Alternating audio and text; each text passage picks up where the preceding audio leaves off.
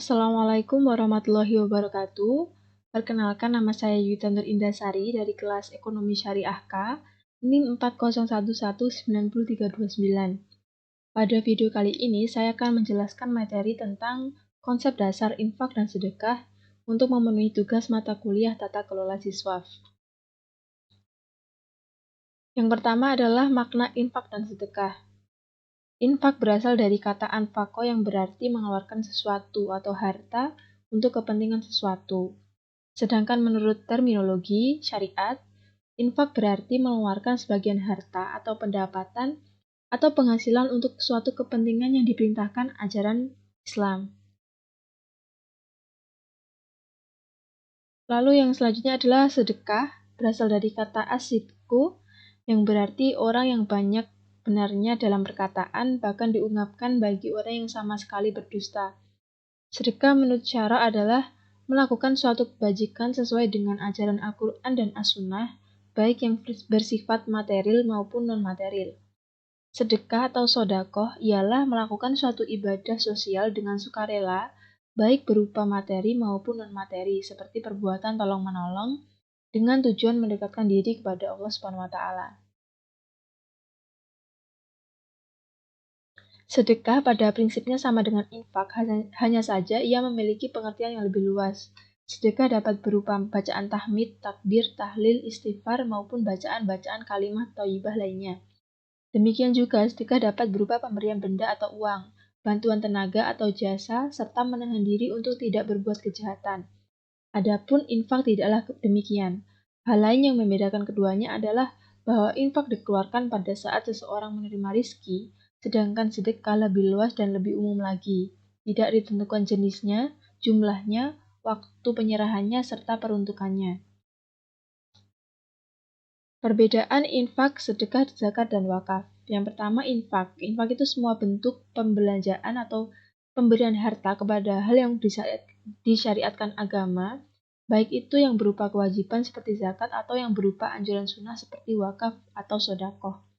Lalu yang kedua, sedekah. Sedekah memiliki pengertian luas, pemberian sesuatu kepada orang lain menyangkut hal yang sifatnya materi ataupun non-materi.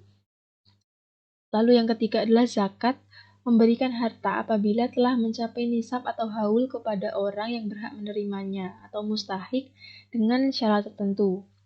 Yang keempat adalah wakaf, yaitu pemberian harta yang bersifat permanen untuk kepentingan sosial keagamaan seperti orang yang mewakafkan sebidang tanah untuk dibangun masjid atau untuk dijadikan pemakaman umum.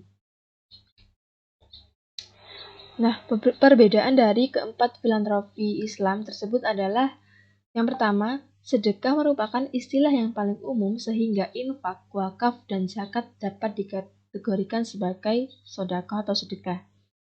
Yang kedua, zakat terikat oleh waktu dan nisab, sedangkan infak, sedekah, dan wakaf dapat dilakukan kapan saja. Yang ketiga, zakat diperuntukkan bagi golongan tertentu, sedangkan infak dan sedekah diberikan kepada siapa saja.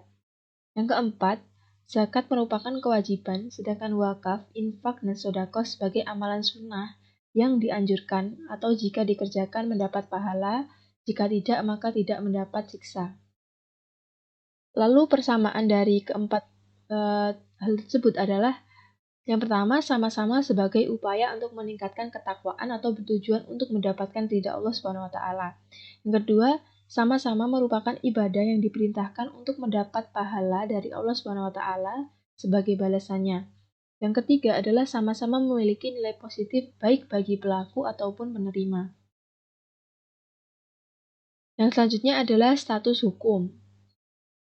Status hukum yang pertama adalah infak. Berdasarkan hukumnya, infak dikategorikan menjadi dua bagian, yaitu infak wajib dan sunnah.